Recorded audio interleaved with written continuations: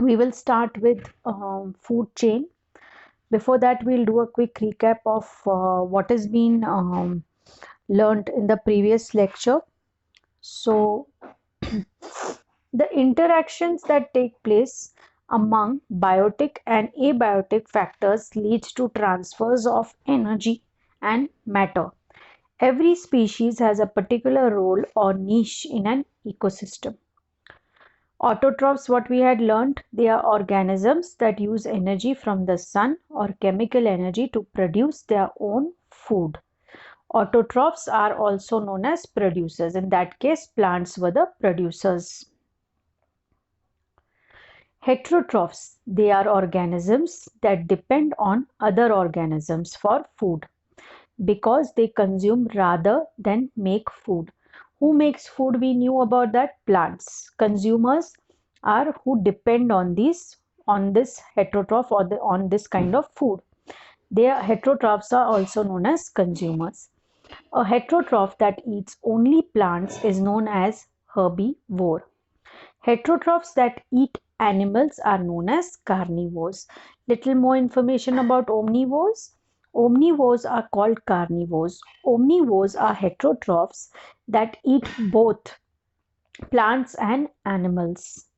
Also, scavengers are heterotrophs that feed on animals that are already dead. So, scavengers, I gave you all an example of vultures. They clean up the bodies of dead animals. Decomposers in detail was spoken about. They are consumers that break down dead or decaying organisms and absorb nutrients such as carbon and nitrogen from them. Decomposers are mainly bacteria and fungi that convert dead matter into gases such as carbon and nitrogen to be released back into the air, soil, or water. Decomposers are necessary since they recycle the nutrients to be used again by producers. Without decomposers, the earth would be covered in trash. So, decomposers play a very important role in the ecosystem. Some more terms. Now, we're going to start with food chains and food webs. Now, just a brief introduction about food chains and food webs. Food chains and food webs are pictures that show interrelationship among organisms. Each link in a food chain or a food web represents a feeding step or trophic level. The arrows in food chain and food webs show the direction of energy flow. So, energy flow also I had spoken about the movement of energy, in which direction it goes through the ecosystem is that energy flow.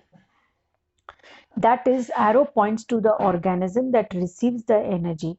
Only about 10% of energy passes to the next level of the food chain. At each level, the other 90% of energy is lost. We are talking about the levels, the trophic level, which we'll be talking, is lost to the environment as heat. Most food chains are only 3-4 links long because by the last link only a small portion of original energy is left. A food chain represents one possible path for transfer of energy in an ecosystem. A food web shows many possible feeding relationships. Now, how do we differentiate between a food chain and a food web?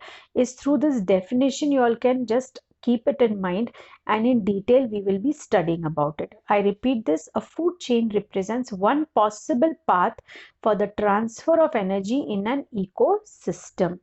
A food web shows many possible feeding relationships. Now, this also is there. The last group is a mixture of omnivore, as I said. An example of an omnivore is a human being or bears which can eat both meats and plants. Another type of heterotrophs, this is not there in your book, but this is extra information, is called a detrivore, and these organisms feed on dead or decaying matter. One type of detrivore is a scavenger which moves around feeding on dead material and includes organisms such as coyotes and vultures. The other type of detrivore is a decomposer that grows on dead or decaying animals. Now, who are ecologists? When we talk about ecology, there are people who study ecology. That is, ecologists are the scientists who study ecology. They are curious and like to learn about living things by observing them, seeing what happens, and recording what they find. This is all a part of the scientific method. Now, coming to food chains and food webs. What about food chains and food webs? Food chains follow a single path as animals eat each other. Example, the sun provides food for grass. The grass is eaten by the grasshopper. The grasshopper is eaten by a frog. The frog is eaten by a snake. And the snake is eaten by a hawk. Let's understand this now through this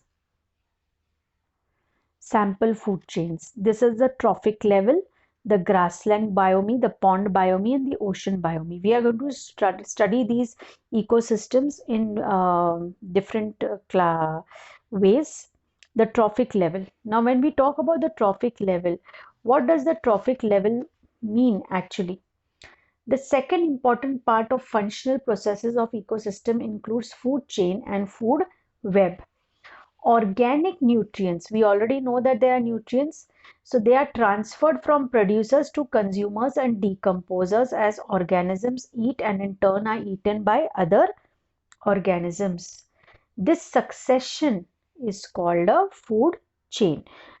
Again, go through the definition of food chain. They follow a single path, students. They follow a single path as animals eat each other.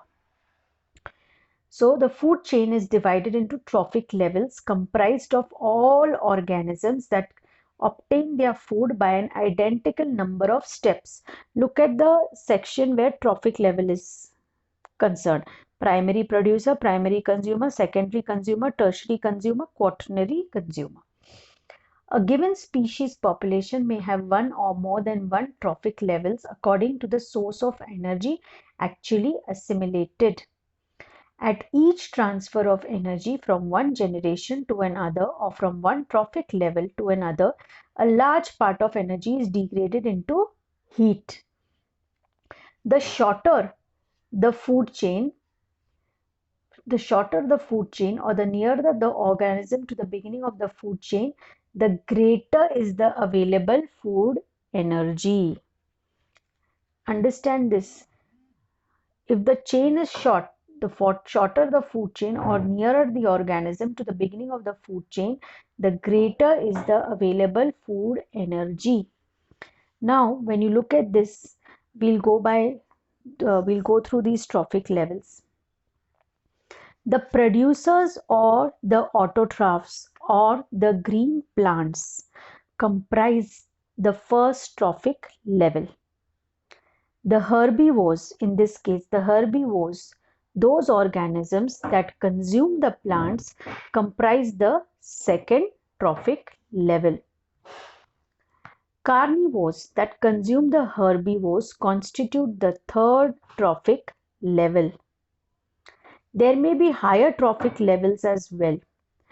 Carnivores which consume third level carnivores comprise of the fourth trophic level, and so on. All food chains begin, if you look at the trophic level, all food chains begin at the producer level and end at the decomposer level. Now, in different ecosystems, there are different things which are there. Then the food web comes into picture. But before that, there will be more detailing about the pond ecosystem, the marine ecosystem, and all of that. Now, here are the types of food chain. Grazing food chain. Now, if I show you all this, the grazing, now this is through the slides, I'll be showing you all the different types of food chain, the different trophic levels, and we'll understand all of those. Grazing food chain. The consumers utilizing plants as their food constitute grazing food chain. This food chain begins from green plants and primary consumer is the herbivore. Most of the ecosystem in nature follows this type of food chain. The grass is eaten by the grasshopper is eaten by the birds, and the birds are eaten by a falcon. Look at this. This picture will show you all very well how does it work, the chain, the grazing food chain. The flower, here is the producer, the caterpillar is the consumer, the frog also is the consumer, the snake is the consumer, and owl is also the consumer. So the primary consumer, secondary consumer, tertiary consumer, all of those. Next is detritus food chain. This type of food chain starts from dead organic matter of decaying animals and plant bodies to the microorganisms, and then to detritus feeding organisms and to other predators. The food chain depends mainly on the influx of organic matter produced in an other system. The organism of the food chain includes algae, bacteria, fungi, protozoa, insects, nematodes. Look at the detritus food chain now over here. The dead organic matter is bacteria, millipede, detrivore, aerobic respiration, and inorganic nutrients. Look at the chain, that is the food chain. Now here coming to another different type of food chain in forest. How is the food chain in forest? Grass, grasshopper, frog, snake, and eagle. The producer is the grass, the herbivore is the grasshopper, the carnivore is a frog, and another carnivore is a snake, and the top carnivore is a eagle. This is one food chain. You can give examples of this in your exams. Food chain in aquatic ecosystem. There are two. Red and green algae is eaten by jellyfish. Jellyfish is eaten by crabs. Crabs are eaten by fishes, and fishes are eaten by cranes. So you can say phytoplankton, zooplankton, crustacean, fish, and crane. The chain over here is the producer, the herbivore, carnivore, and the top carnivore. The top carnivore is crane over here. The producer is the red and green algae. Over here again, when we spoke about the trophic levels, what were the trophic levels over here? We were talking about what is trophic level?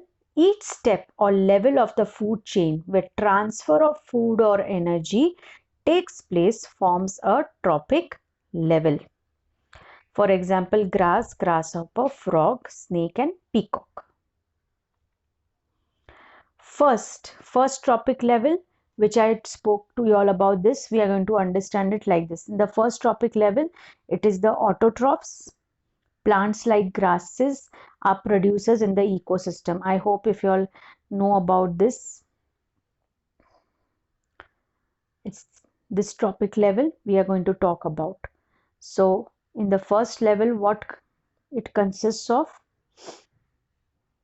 The first trophic level consists of autotrophs. That is, plants like grasses are producers in the ecosystem. Simple, producers are the plants only in the ecosystem. The second trophic level is the herbivores. They are the plant-eating animals, cow, deers. They are called as heterotrophs, like the grasshopper, deer, rabbit, and they are the primary consumers that eat grass. You will never see deers and cows eating animals. They are plain herbivore animals. So this is the second trophic level. The third trophic level, the insect grasshopper, in turn is eaten by the frog, that is carnivore 1.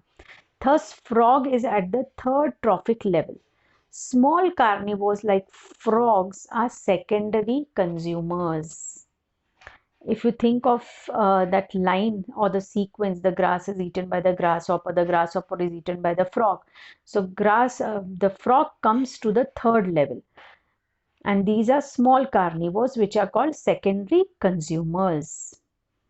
Then we come to the fourth trophic level. The frog in turn is eaten by the snake. That is the second level of carnivore. So this snake is at the fourth trophic level.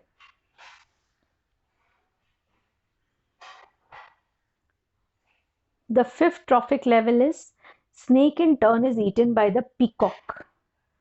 This is carnivore third level. Thus, the peacock is at the fifth trophic level. Larger carnivores like snake and peacocks are tertiary consumers.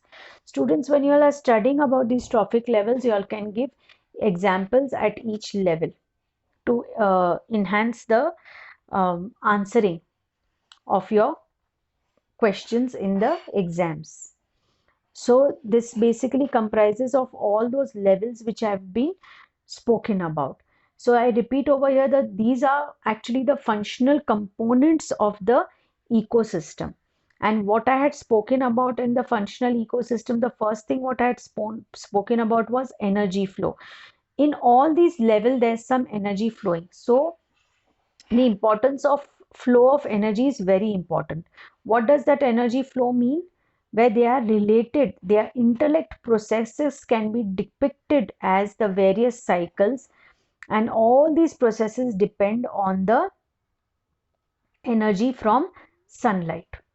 So here we come to know that energy movement is unidirectional, unlike nutrients materials in the ecosystem. That is the initial energy which is trapped by an autotroph does not revert back to solar input.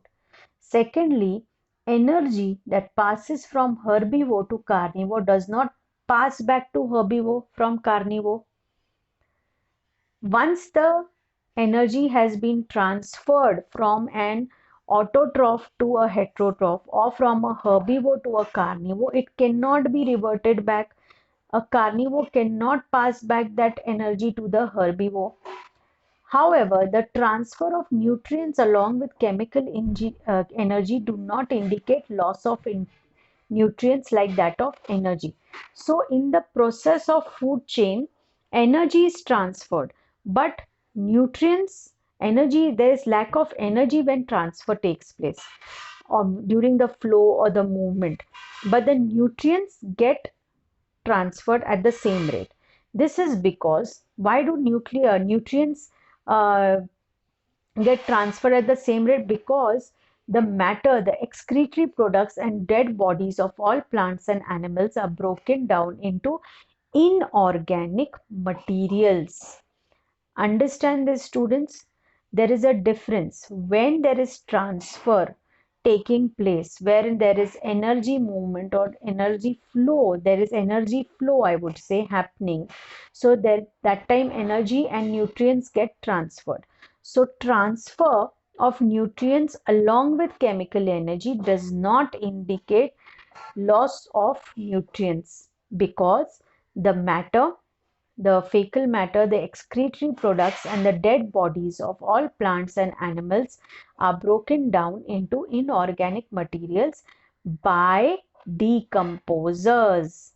And when they are broken down into by decomposers, you all very well remember what did I tell you all? When these decomposers break them into small organic molecules, they utilize them as saprophytes or in inorganic substances that can be used as raw materials by green plants. It is like giving back to the uh, the plants in that way. It's a cycle which is running, and eventually return to the ecosystem for reuse by the autotrophs. Therefore, you can say that ecosystem is a system of regularly interacting and interdependent components forming a unified whole. The interaction of its components involves the flow of energy and cycling of materials. So, this interaction which takes place involves what? It involves the flow of energy and cycling of materials. So here what we've spoken about is functional components. We've learnt about ecosystem. We got to know about food chain, the trophic levels of the food chain, what is energy flow. Now students, in this lesson there are a lot of small definitions and interlinked terms which you all need to know and which would make you all understand the whole chapter under which ecosystem is more prevalent. Next we are going to talk about is the food web. Now I will just give an intro about the food web. A food web is generally composed of many food chains. It's as simple as that. A food web is generally composed of many food chains which represent a single pathway up to the food web. So if you see, the food webs are linked by the various food chains. If I can say it like that, food webs are linked by various food chains through which organic nutrients are transferred. The alternate pathways in the food web help to maintain the stability of the living community. Now suppose in a pond ecosystem, if we talk, we'll be studying about that. Now the food chain consists of phytoplankton, herbivores, zooplankton, small carnivore fishes, large carnivore fishes, and finally decompose. Now if I talk about grassland ecosystem, in grassland ecosystem the food chain consists of grasses, grasshoppers, frogs, snakes, vultures, and decomposers. Many organisms at the same time, herbivores and carnivores of different orders, occupy several positions in a food chain. If you look at the food chains, they occupy several positions in the food chain. With the help of this diagram, this table, you all will understand what exactly we are talking about. Now, whether it's the pond ecosystem or take for instance the pond ecosystem. At the primary level, this is one food chain. It's following a single path. It's the algae. The primary consumer in the pond system, pond biome or pond ecosystem is the mosquito larva is the primary consumer. The dragonfly becomes the secondary consumer. The fish becomes the tertiary consumer because we know that the habitat is divided into two parts, terrestrial and aquatic, and the quaternary consumer becomes the raccoon. So this is the food chain which is followed. Now here they are at different orders and they occupy different position. In most ecosystems, if you all see students, many different food chains are possible and they overlap and are intertwined with one another to form a community food web. When these food chains intertwine or get interconnected with one another, they form a community food web. So basically, food web, if we talk about food web, is simply a diagram of all the trophic relationships among and between its component species. So this is like briefly what I have spoken about. It means basically the food web are linked by various food chains. Organic nutrients are transferred. The community, when they are the food chains overlap and are intertwined, they are called community food webs. It is a diagram of all the trophic relationships among and between its component species. The greater the number of pathways in a food web has, the more stable the community of the living things which make up the web. The alternative pathways in a food web, basically these pathways in a food web help to maintain the stability of the living community. The interrelationship, if you see, between the consumers, the producers and decompose remained the same even the organism not existent at present. If you see, green plants remained primary producers and animals remained primary and secondary consumers. So in detail now, what we are going to do is the topic levels of the food web, the meaning of food web more will be discussed, the difference between food web and food chain, the types of food webs will be covered in the next class.